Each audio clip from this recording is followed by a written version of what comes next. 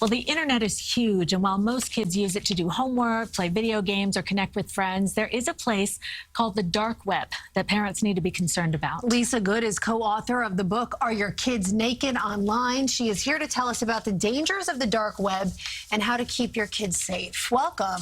Thanks for having me. It's great to be here. Well, we appreciate your expertise. First of all, for folks who don't know, what is the dark web? So the dark web is basically sites that you can't get to with your normal browser, like Google, and it's pretty much used for criminal activity. Drugs, pornography, guns, hackers, hitmen, just a lot of bad stuff. Now, how hard is it, especially for teenagers, to get to the dark web? A lot of parents think you have to be a computer programmer or a super geek, but you don't.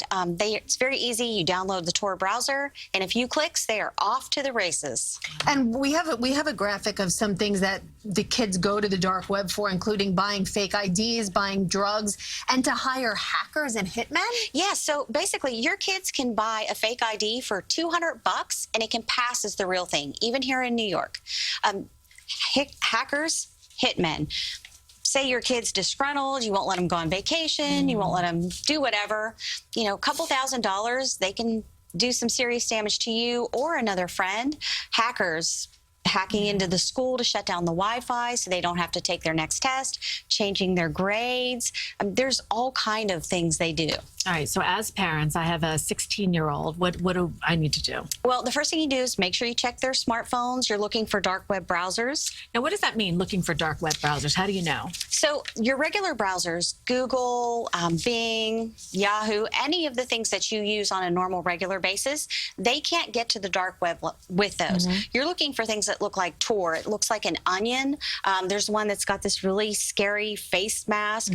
There's about 10 or 12 different dark web browsers. If you see something out of the ordinary, you probably need to have a conversation with them, and it's a really big red flag. They're probably already surfing the dark web.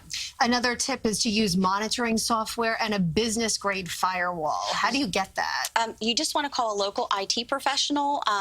Good ones would be Sophos, Dell, SonicWall, any of those. And the reason I say that is because your kids and their friends are really, really smart. All today's kids are. They can easily bypass anything you get from Comcast, AT&T, Best Buy, any of those type of firewalls. Your kids can go around just like that. Wow. One of sorry to cut you off, 78% of teens, speaking of that, say they clear the internet history so their parents don't see where they've been.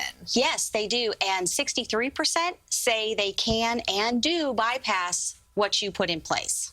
So we were talking earlier about, yes, we are concerned about our kids going to the dark web and getting into bad stuff. But once they do that, then it's kind of an open door for the bad folks on the dark web to get to your child. Yes, if your child goes to the dark web on your computer, unless they've set up a private VPN, and a lot of kids aren't that savvy, you have just now exposed all your financial information, your personal information. You've just given them an open door into anything you have on those computers. So you have 4 kids yourself? I do. And you watch, I assume you keep an eye on their phone and everything. Yes, we do. Yeah.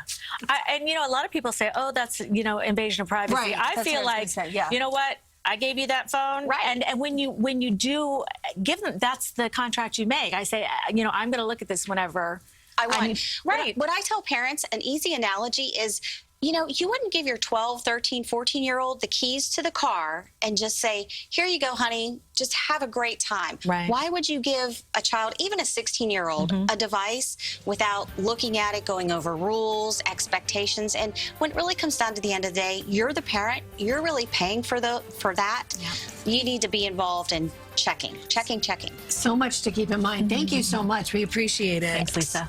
We're going to post all of Lisa's tips on our website, cbsnewyork.com. We'll be right back.